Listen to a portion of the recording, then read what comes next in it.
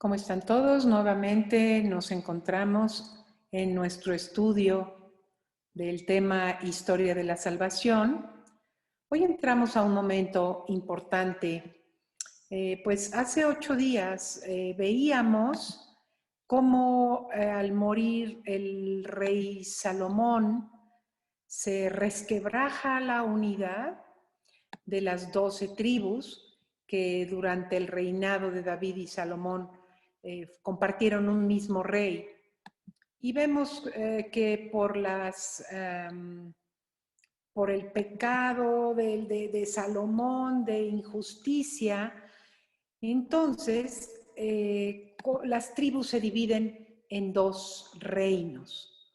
Son 2 reinos, hemos dicho que es el reino del norte, también llamado Reino de Israel, el reino del sur con capital en Samaria, y el otro reino, a partir de esta ruptura de unidad, tenemos el reino de Judá con capital en Jerusalén y llamado también el reino del sur. La capital del reino del norte será la ciudad de Samaria. Muy bien. Comentábamos hace 8 días que el reino del norte le tocó la parte más fértil del territorio. Entonces, por lo tanto, la prosperidad, la riqueza, dio lugar a la injusticia social. Dio lugar a el pecado de infidelidad, empezando por los reyes, el mismo rey Jeroboam I, que fue el primer rey del reino del norte.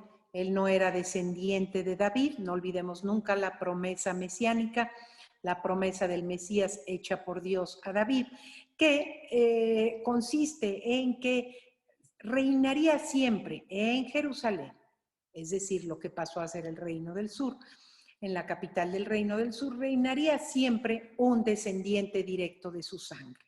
Al morir Salomón, Jeroboam I va a ser el que va a reinar sobre las tribus del norte, y Roboam, hijo de Salomón, descendiente directo de David, Roboam va a asumir el trono en el reino del sur. Pues ni el rey del norte ni el rey del sur hicieron lo propio en reinar con justicia. El reino del norte, que se hizo próspero, se hizo rico, cayó mucho más rápido en la infidelidad religiosa. Pero Dios no deja a su pueblo, aunque no desconoce que está dividido. Dios no abandona jamás a su pueblo.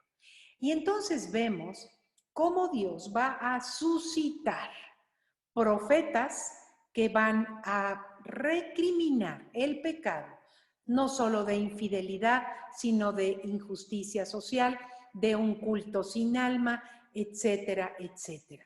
Entonces, antes de entrar a este tema, es importante que nosotros veamos una lista de profetas que cuando se estudia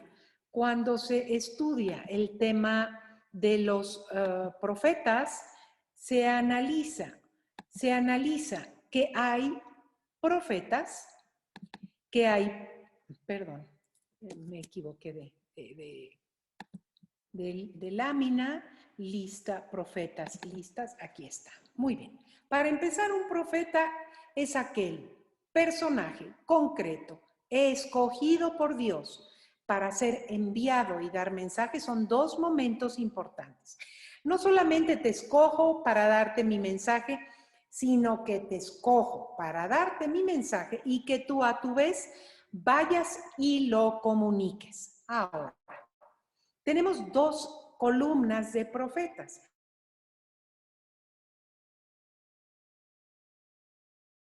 Comunicaron de forma oral, y tenemos por otro lado los profetas, esos instrumentos concretos elegidos por Dios que comunicaron el mensaje divino a de forma escrita. Entonces, tenemos como profetas no escritores. Es bien importante que sepamos que Abraham fue profeta, por supuesto, Aarón, su hermano, Miriam, la hermana, Moisés está colocado a la cabeza del profetismo, por supuesto. Tenemos también por acá otros grupo de 70 ancianos, Josué, hijo de Nun, que fue el conquistador al que le tocó la etapa dolorosa, larga, de la conquista de la tierra prometida. Todos ellos profetas. Vemos a Débora, avanzamos un profeta importante, Samuel, profeta, juez y liberador, de quien ya hemos hablado, que fue el ungidor de reyes, como el rey Saúl, el rey David. Entonces, tenemos profetas del rey David importantes, Gad, Natán, pero estos profetas no fueron escritores. Y así nos vamos. Y así nos vamos hasta terminar la lista, que termina con una profetisa llamada Hulda. No solamente hombres, también mujeres. La primera considerada profetisa y que la misma Biblia le da el nombre de profeta fue Miriam o María, la hermana de Moisés y de Aarón. Muy bien. Este curso no trata de un estudio de cada uno de estos mencionados en esta lista. En este curso entramos, aquí se me olvidaba uno muy importante, el número 21, Elías, el profeta de Yahvé, el defensor de los derechos de Yahvé, que le toca un tiempo de un rey en el reino de Israel o reino del norte, un rey jovencito, inexperto,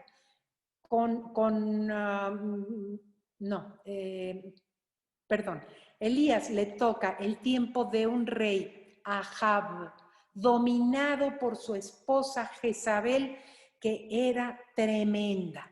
Entonces Elías le toca un tiempo de un rey débil con una esposa muy, muy cruel, que incluso lo va a perseguir y va a tratar de matarlo. Es una historia importante en donde Elías tiene el título del defensor de los derechos de Yahvé. Durante su tiempo de ministerio profético vemos un acontecimiento que el que nos da el perfil y que por el cual conocemos a este profeta Elías, aun cuando no hemos estudiado mucho. Y es el duelo de los sacerdotes de los dioses, de los Baales, es decir, divinidades paganas, que eran las divinidades a las que daba culto la famosa Jezabel. Y vemos ese duelo en donde los 400 sacerdotes de los Baales piden que sus divinidades bajen y prendan fuego a las víctimas descuartizadas ahí para un holocausto. Y vemos que no hay respuesta alguna porque sabemos que solamente hay un Dios y los dioses, los otros dioses con D minúscula, son nada. La respuesta va a venir cuando Elías invoca a Yahvé y se realiza el fuego de las víctimas. Ese es el acontecimiento que se da en el Monte Carmelo, cerca del Monte Carmelo, y es como conocemos al profeta Elías. Elías, profeta, no escritor, por lo tanto, no es materia la vida del profeta Elías de nuestro curso. Hoy vamos a entrar a el primer profeta. No podemos tampoco ver todos, veremos los más importantes, los más relevantes dentro de la historia del pueblo de Israel. Y hoy comenzaremos hablando del profeta Amós. Posiblemente hoy también veamos a Oseas. Pero antes de entrar al punto de los profetas, escritores, que incluso vamos a ver dentro de nuestra línea del tiempo. Dentro de nuestra línea del tiempo vamos a ubicar a estos dos profetas. Nos vamos al Reino del Norte. Vemos que Elías se le sitúa a mediados del siglo IX a.C., posiblemente un poco más hacia el 860, pero globalmente está ubicado aquí al profeta Elías y al profeta Eliseo, su sucesor. Aquí mencionaba yo al rey Ahab. Este tiempo es un tiempo malo para el Reino del Norte. Los reyes se llenaron de ambición. Hubo 19 reyes a partir de Jeroboam I, va a haber 19 reyes hasta la caída del Reino del Norte. Me anticipo para decirles que también hubo 19 reyes a partir de Roboam, sucesor de Salomón, 19 reyes hasta la caída de Jerusalén.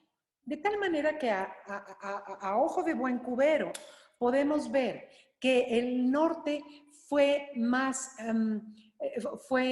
los reyes se dieron uno tras otro en un tiempo más corto de tiempo. Y en el Reino del Sur los reinados fueron más prolongados. Muy bien, 19 aquí y 19 acá. Pues muy bien, antes de entrar a este tema les decía que al introducirnos a los libros proféticos, a los libros de los profetas, tenemos que tener en cuenta varios factores que me gustaría que ustedes los pudieran anotar. Primer factor que no debemos de olvidar. Hay que tener en cuenta al leer a un profeta su sitio particular en la historia, porque hay que conocer el ambiente sociopolítico, económico, religioso del profeta para entender su mensaje. Entonces, tener en cuenta su perspectiva histórica. Segundo, penetrar en lo posible, de acuerdo a lo que el escrito nos refleja, penetrar en lo posible en la personalidad del escritor sagrado y sus tendencias literarias. ¿Ok? Al hablar de tener en cuenta su sitio en la historia, tenemos que hacer un subapartado en hablar de los sentidos que tienen los textos de la Sagrada Escritura.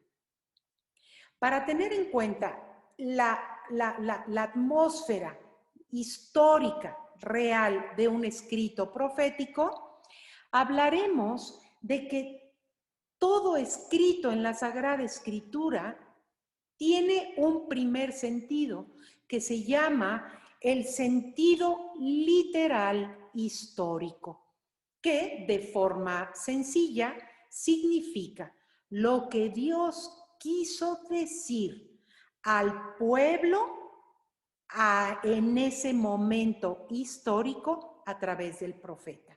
Ustedes ven aquí una esferita. Tenemos aquí una esferita sin mayor adorno.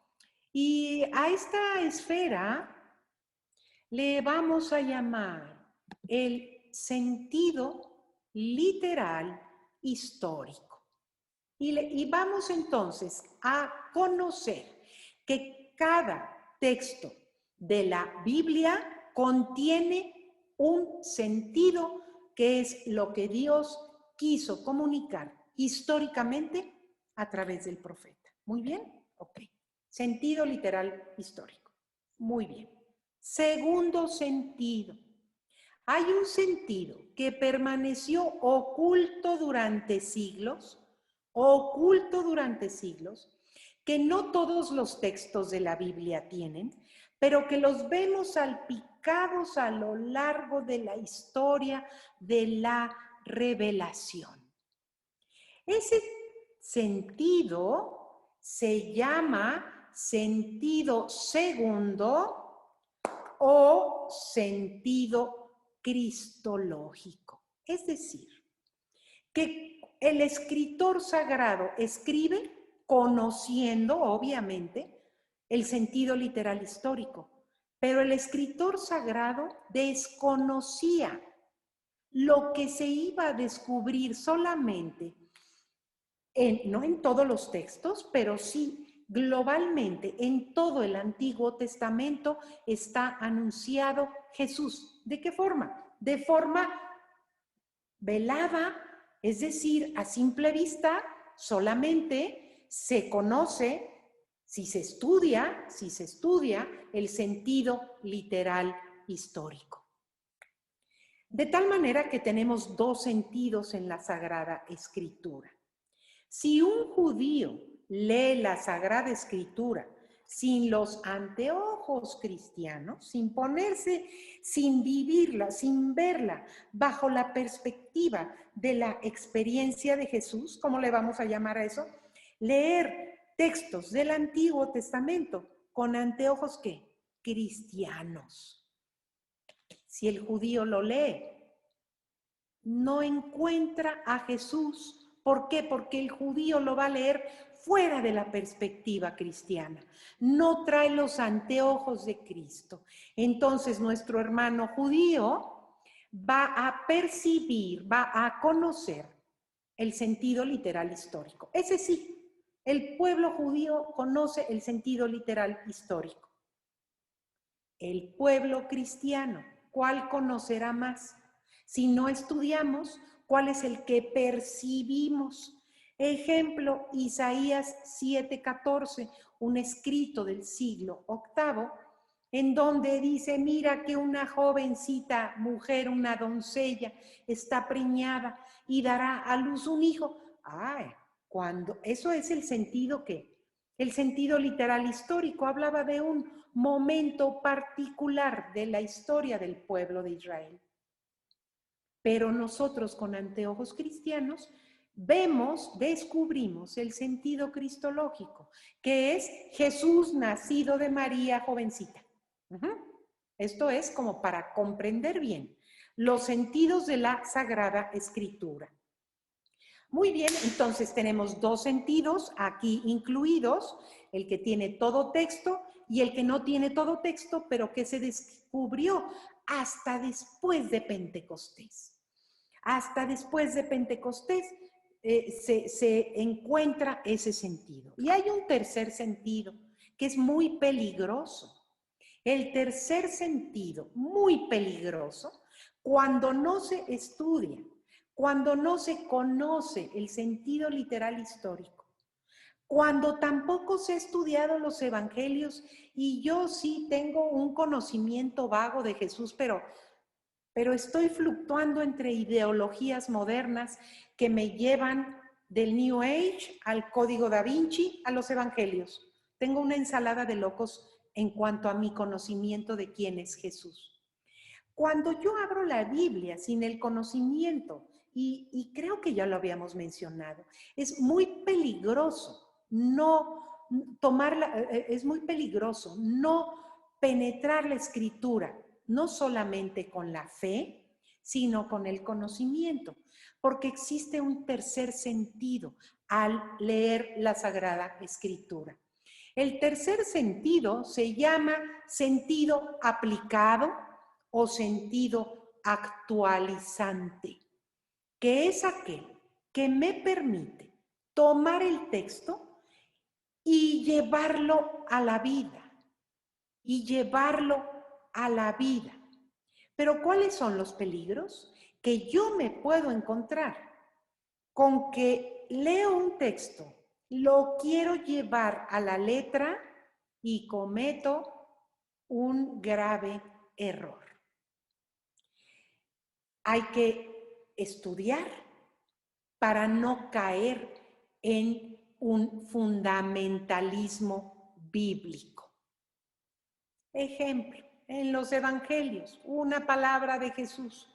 Dice, el que no odia a su padre y a su madre no puede venir en pos de mí. Y decimos, pero se me salen los ojos, se me ensordecen los oídos, como Jesús, de quien yo sé que Él me pide que perdone a todos, por otro lado me está diciendo, odia a tu padre y a tu madre. No, hay que entender primero los lenguajes de los escritores sagrados de acuerdo a la mentalidad antigua. Y odiar es preferir.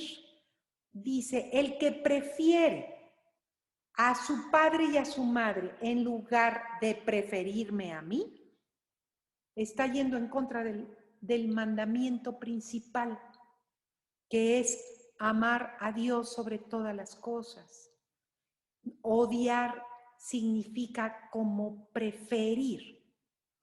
El que prefiere a su papá y a su mamá y los pone en el primer lugar de su vida, no me está poniendo a mí en primer lugar.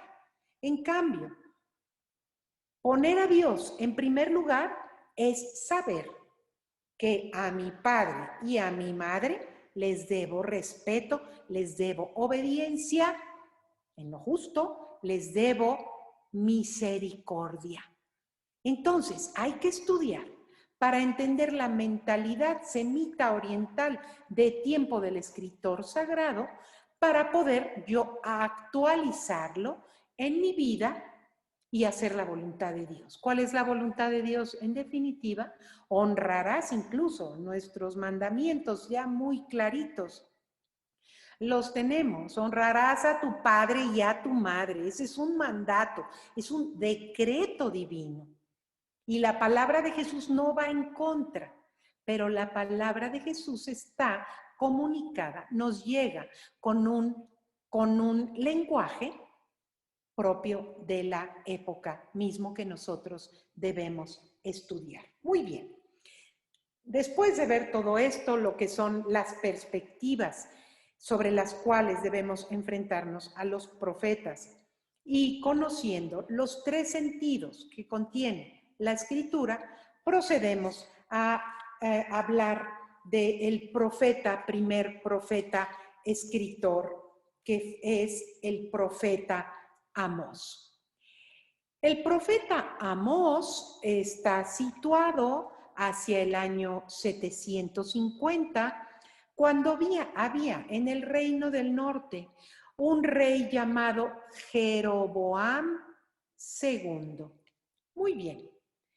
Tenemos varios temas que vamos a ver de este profeta Amós. Antes de pasar a otro profeta, pues vamos a ver los textos que nos da aquí el padre Carrillo en su libro esquema, en su libro apoyo.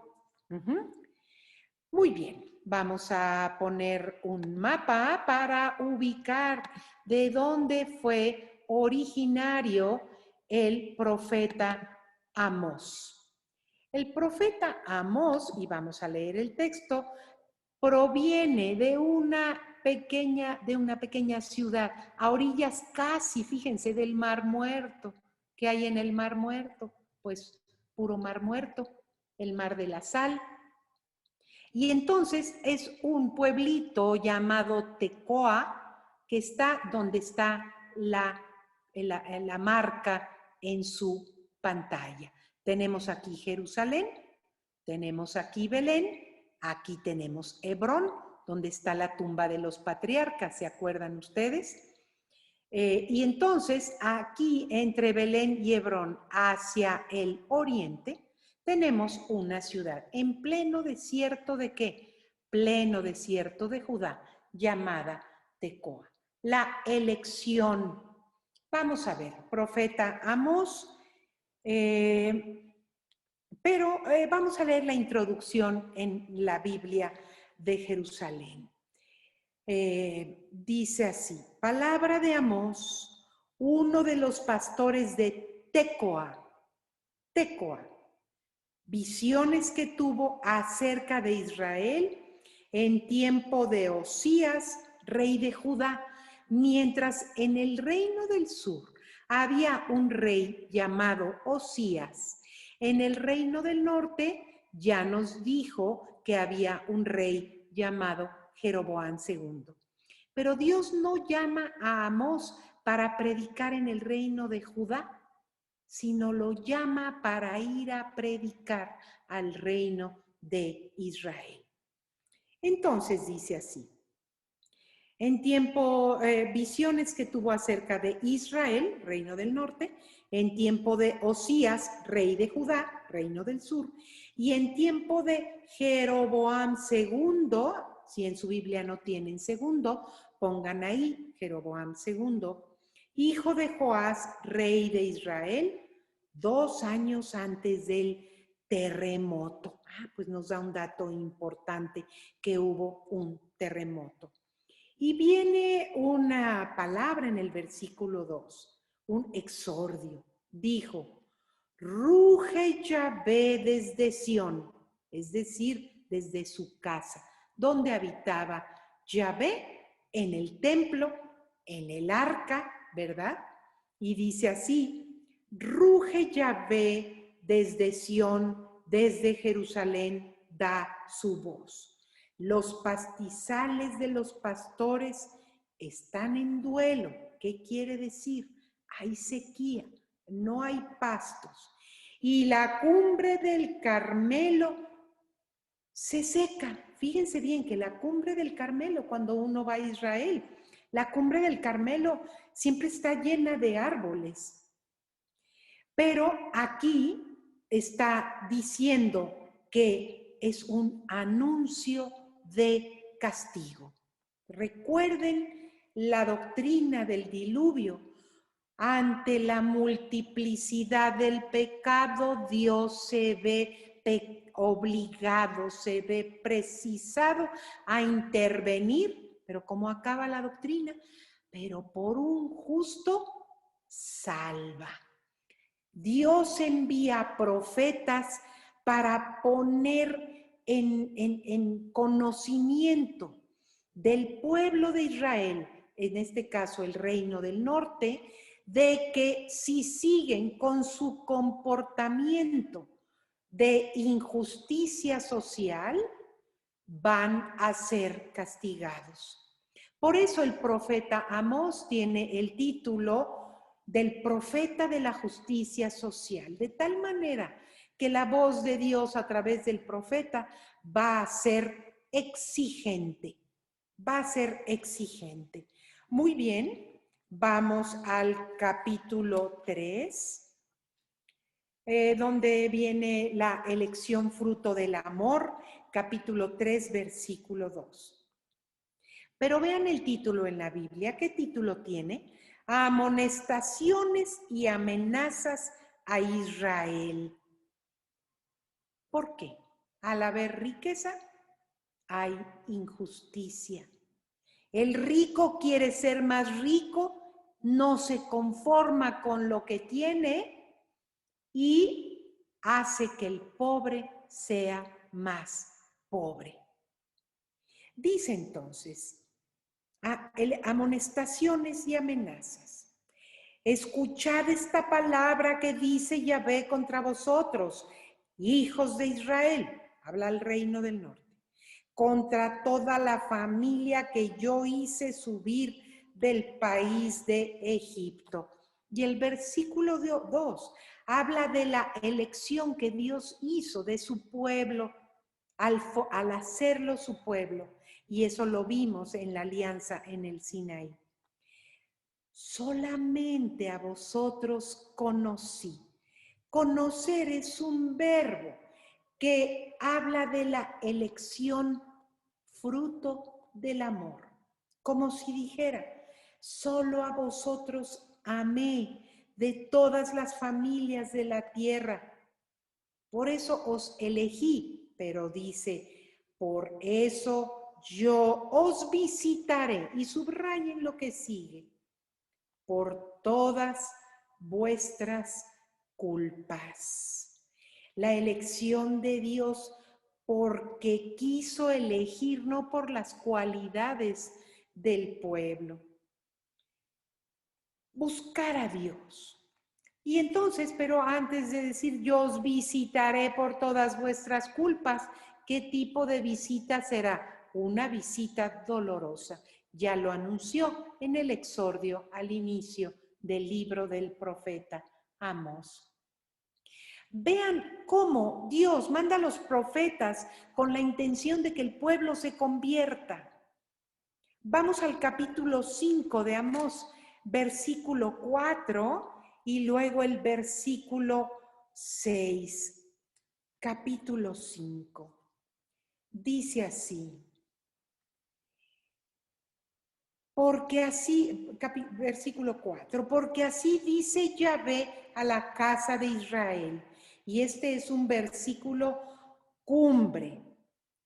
Buscadme a mí y viviréis. Dice, continúa, pero no busquéis a Betel, no vayáis a Gilgal, ni paseéis a Beersheba, donde había santuarios en donde no se adoraba a Dios. Y cuando dice, buscadme a mí y viviréis, es decir, hay que buscar, hay que llamar, hay que tocar la puerta de Dios, porque Dios es la fuente de la vida. Y el versículo 6 dice, nuevamente, buscad a Yahvé y viviréis. Y viviréis. Y viene que si uno no hace caso de el llamado de Dios a la conversión, dice, no sea que caiga él como fuego sobre la casa de José. Al reino del norte también se le llamaba la casa de José. Y devore a Betel sin que haya quien apague. Resulta que dijimos que cuando el reino se divide, el rey Jeroboam I construyó dos santuarios, uno en Dan y otro en Betel. ¿Y qué es lo que puso tanto en Dan como en Betel? Un becerro acá y un becerro acá. Originalmente el becerro era como la peana donde reposaba la divinidad. Es decir, que como a Dios no se le puede ver, se ponía sobre un becerro la presencia de Yahvé, pero a Yahvé no se le ve. ¿Y cuál es la tentación de solo ver el becerro? Acabar adorando al becerro, que fue lo que pasó a los pies del Horeb, cuando Moisés se tardó 40 días en bajar con las tablas. Cuando bajó una gran orgía, un gran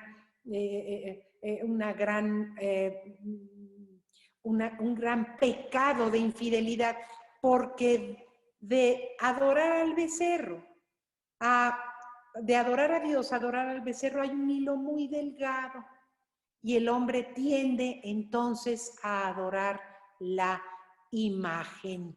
Entonces, por eso dice, no vayas acá, ni vayas a Dios a adorarlo acá, sino que porque ahí se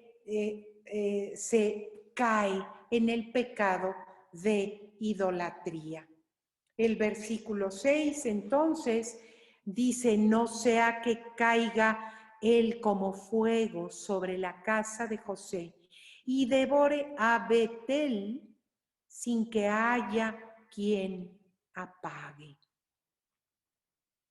Y entonces continuamos así en el estudio de lo más relevante de las profecías en el profeta Amós. ¿Qué debe hacer el hombre para tener vida? Y nos vamos al capítulo 5, que estamos ahí, versículo 14 y 15. Exhortaciones. es lo mismo que buscar a Dios. Dice, buscad el bien, no el mal, para que viváis. Y que así sea con vosotros, Yahvé Sebaot, tal como decís. Insiste en el versículo 5. Aborreced el mal, amad el bien. Implantad el juicio en la puerta, es decir, en la ciudad. Los reyes en la antigüedad daban sus juicios, daban sus palabras, sus decretos en las puertas de las ciudades. Y entonces dice, implantad el juicio, es decir, la justicia en la puerta. Quizá Yahvé Sebaot tenga piedad del resto de José.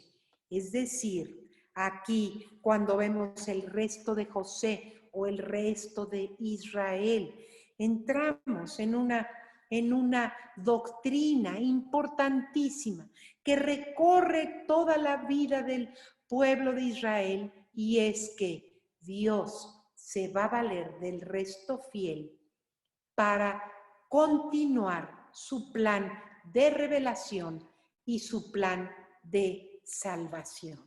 Muy bien. Entonces, ¿qué debe hacer? Buscar el bien, no el mal. Aborrecer el mal. Y para nuestros días actuales, esto es una joya. Ojalá escuchásemos la voz de Dios que nos dice: no busques el mal para que vivas. No te ates a la maldad que pulula en la tierra. Y también el profeta Amós va a hablar de un culto sin alma. Estamos viviendo un tiempo que nos pone a reflexionar si nosotros no hemos caído, quizá como individuo, quizá como familia, quizá como miembros de la iglesia, en un culto sin alma. Fíjense bien.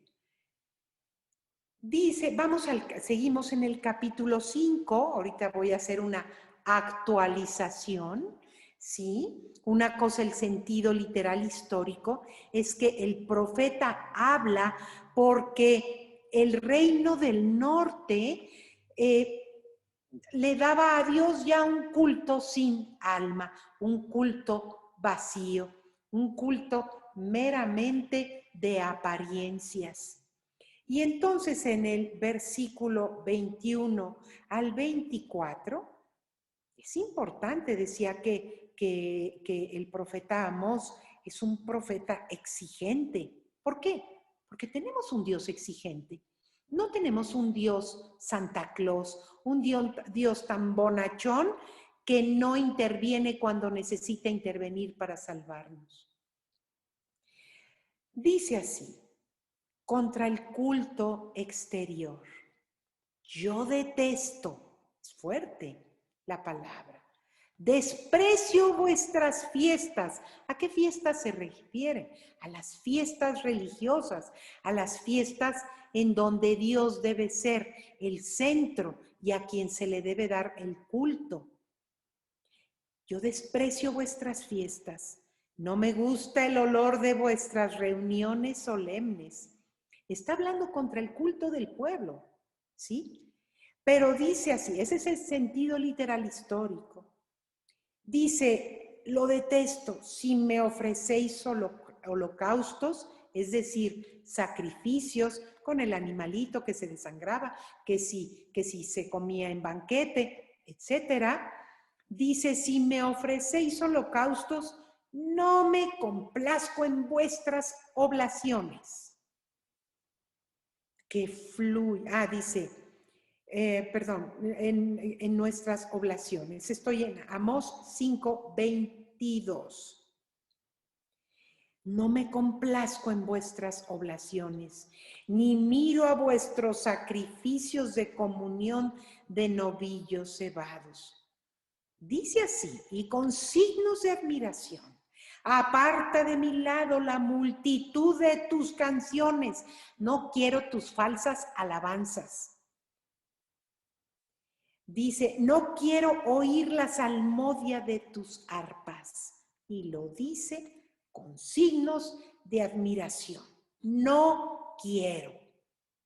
¿Por qué? Porque estás lleno de injusticias, estás lleno de corrupción, se ha corrompido tu vida, tu alma y tu culto. No lo quiero. Y dice, ¿qué es lo que sí quiero para que yo acepte nuevamente tu oblación? Que fluya, sí, el juicio, es decir, la justicia y el derecho como el agua y la justicia como arroyo perenne. ¿Qué es perenne? Que no acaba. Un arroyo, una fuente de agua viva que no termina de sacar aguas. De aquí viene el título del profeta, el profeta de la justicia y del derecho. Dice, ¿acaso sacrificios y oblaciones en el desierto me ofrecisteis durante 40 años, casa de Israel? Y si acaso eso, y la nota de la Biblia de Jerusalén dice, así pues, Amós, como Oseas, su contemporáneo, ve en los tiempos del desierto la época ideal de las relaciones de Yahvé y de su pueblo. Las condiciones de vida nómada y la legislación rudimentaria solo daban ocasión a un culto de poca importancia. Se podía pues agradar a Yahvé con un culto sencillo, pobre, pero sincero. Es decir, que en la vida del pueblo, en su peregrinar por el desierto, Dios veía favorable las oblaciones, el culto sencillo. ¿Por qué? Porque era un culto con alma, un culto desde el fondo del alma. Y entonces dice así, vosotros llevaréis a Shakut, vuestro rey, y la estrella de vuestro Dios que van. Esas imágenes que os habéis fabricado. Versículo 27. Pues yo os deportaré más allá de Damasco, dice Yahvé, cuyo nombre es Yahvé Sebaot. Dios Sebaot es el Señor de los ejércitos. ¿Y por qué decía que este texto es para nosotros una ocasión de reflexión? Si no es que hemos caído nosotros ya en un culto sin alma. Hablo de las bodas, los bautizos, las primeras comuniones, en donde quizá nosotros hemos caído en la vaciedad del culto y vamos por un acto meramente social, donde vamos quizá a la misa de bodas para que nos vean, para que vean el vestido, el traje, con quién voy acompañado, acompañada. Un culto sin alma. Voy porque quizá me veo obligado a invitar a mis compañeros importantes, quizá hasta por el mismo regalo solamente. Yo invito para que a mi hija, a mi hijo, les lleguen regalos de boda. Por eso les digo que estamos en un tiempo importante ahora con este tiempo de pandemia, que estamos viéndonos muy limitados, ¿verdad? En cuanto a realizar los sacramentos de forma sencilla, de forma limitada en cuanto a los invitados. Dios nos invita a tener el valor que realmente tiene ese acontecimiento en la vida del que va a recibir quizá el bautismo, o el que va a recibir la confirmación, o el que va a recibir la primera comunión. Dios nos está invitando a que reflexionemos. Si no hemos caído nosotros, como cayó históricamente el reino del norte, y por ello Dios le envió un profeta y le dijo: no quiero tu culto, no lo quiero. Quiero la justicia y el derecho para que tú puedas presentarte ante mí y yo pueda tomar tu oblación, tu culto. La oración de intercesión. El profeta es un intercesor. Es un intercesor ante su pueblo. Lo vimos con Abraham, cómo fue intercesor. Lo vimos con Moisés, cómo fue intercesor. Y ahora pasamos a este profeta, capítulo 7, versículo 2 y 3 y 5 y 6. Capítulo 7. Versículo 2. Dice, y cuando acababan de... Es que voy a leer desde el versículo 1, si ustedes me permiten.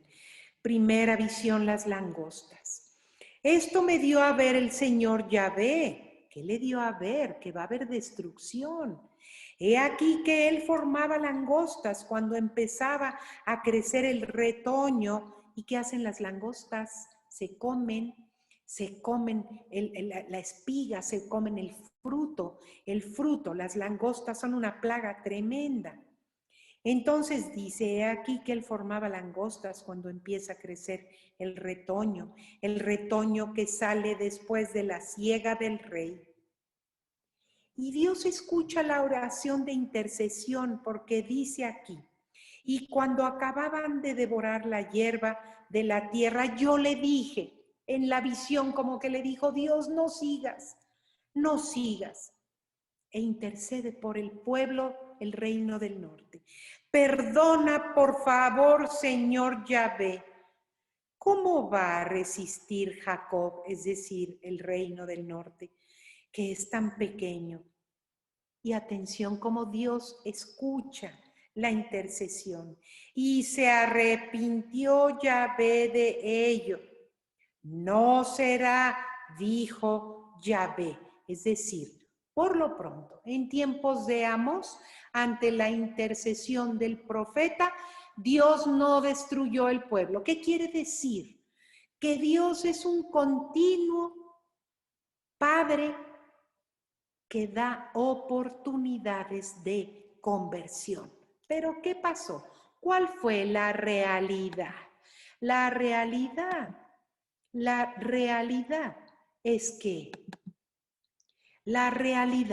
que en tiempos de Amós, ¿verdad? Hacia el 750, Dios dio oportunidad de conversión al reino del norte. ¿Cuál es la realidad? Y lo veremos y lo veremos que también el profeta Oseas va a reflejar en su vida, en su matrimonio, va a reflejar el amor que tiene Dios por su esposa. ¿Quién es la esposa? El pueblo que nació ¿dónde? El pueblo que nació, vean su pantalla, que nació en la alianza en el Sinaí. Y el tiempo del desierto fue el tiempo de las mieles, el tiempo de los amores, el tiempo de la fidelidad de la esposa hacia su esposo. Y camina el pueblo, y aun cuando están divididos, Dios ama al norte. Tan lo ama que le manda un profeta del reino del sur. Y la realidad es de que Dios tuvo que intervenir y el reino del norte cayó. A finales del tiempo del ministerio profético del profeta Oseas. El profeta Amós tuvo su ministerio del 750 al 732. Y entonces culmina este breve pasearnos por los oráculos del profeta Amós. Tenemos dos textos todavía por leer. Uno que es muy conocido. Dice, hambre y sed de oír la palabra de Dios. Es un texto cumbre, es un texto importantísimo, que nosotros normalmente hemos escuchado solo la primera parte, y es muy bonita la primera parte, pero recordemos que hay que tener en cuenta el ambiente histórico, religioso, político, social y cultural del pueblo. Y entonces nos vamos, Oseas capítulo 8. Tiene como título Hambre y sed de la palabra de Dios. He aquí que vienen días, oráculo del Señor Yahvé. 8:11. En que yo mandaré hambre a la tierra. Hoy vivimos un hambre importante.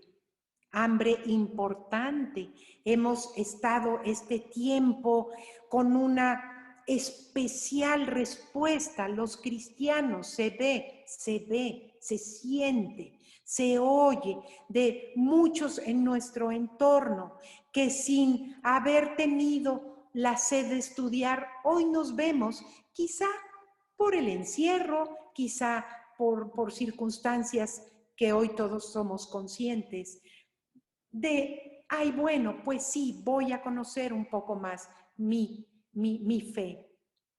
Y esa es la sed que Dios puso en este tiempo, se ha valido de estas dificultades sanitarias, ¿verdad? Y dice, aquí que vienen días, oráculo de Yahvé, en que yo mandaré hambre a la tierra. Y dice, no hambre de pan, ni sed de agua, sino de oír la palabra de Yahvé. Y este texto, que tiene un sentido literal histórico, que lo vamos a comprender al leer lo que sigue, tiene un sentido aplicado concreto hoy en la vida de la iglesia, en la vida de nosotros cristianos. Pero vamos a ver el sentido literal histórico. Ya dijimos que el pueblo no entendió, empezando por el rey, no entendió de que Dios pide un culto con alma, de que pide que se restablezca la justicia y el derecho.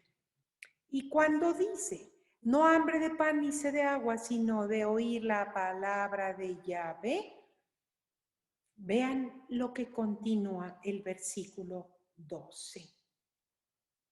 Entonces vagarán de mar a mar, de norte a levante, andarán errantes en busca de la palabra de Yahvé, es decir, de profetas, de hombres de Dios, de hombres que comuniquen los planes de Dios. ¿Y qué dice? Pero no la encontrarán. Dios retirará a sus profetas, habrá silencio profético. ¿Por qué? Porque grande ha sido el pecado. Grande ha sido el pecado de infidelidad. Pero a pesar de las infidelidades, a pesar de que Dios en verdad visitó al reino del norte, una visita dolorosa en donde fue destruido, fue tomada la ciudad de Samaria para conquistar un reino, lo que se tiene que hacer es conquistar la capital, la capital. Si alguien quisiera conquistar México, si alguien quisiera eso, ¿qué es lo que tiene que conquistar? La conquista parte del centro del país, del centro del reino, digamos, hablando en lenguaje bíblico. Pero a pesar de que Dios visitó al reino del norte y permitió que Asiria, aquí lo vemos, en el año 721, a través de Sargón II, aquí miren lo tenemos, Sargón II toma Samaria en el año 721. A pesar de eso, Israel, es decir, el pueblo permanecerá, ya sea los que por dispersión se tuvieron que ir a otros lugares a establecerse, huyendo del reino de Asiria, o bien porque vemos que el reino del sur todavía permaneció en vida hasta el 586. Y aún así, aun cuando el reino del sur va a caer, Dios se valdrá de un resto y hasta el día de hoy. Hoy, 2020, el día de hoy, y voy a decir el día, hoy es día lunes 21 de septiembre de 2020. Espero no decir que estamos en 21, creo que sí, hoy es el lunes 21 de septiembre del 2020. Al día de hoy, el pueblo de Dios sigue siendo amado por su fundador en el Sinaí. Muy bien, y entonces leemos para terminar capítulo 8, versículo 8 y del versículo 11 al 15. Y dice así, 8, pero sí los visitará, 8, a ver, aquí está.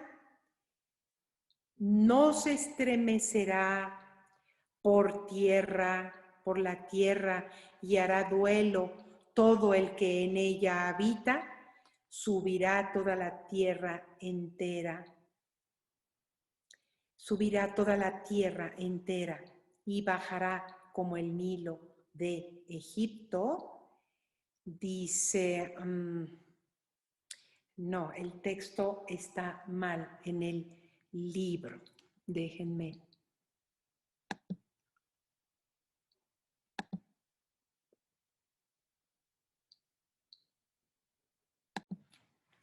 Muy bien, en el libro estaba puesto mal el capítulo. Cerramos con el capítulo 9 del libro de Amós, el versículo 8, donde dice: He aquí que los ojos del Señor Yahvé están sobre el reino pecador. Y dice: voy a exterminarlo de la haz de la tierra, aunque no lo exterminaré del todo. A la casa de Jacob. ¿De qué se va a valer Dios para no exterminar el reino del norte? Se va a valer del resto fiel. En nuestra próxima clase continuaremos con el profeta Oseas. Les agradezco y en el nombre del Padre, del Hijo, del Espíritu Santo. Amén.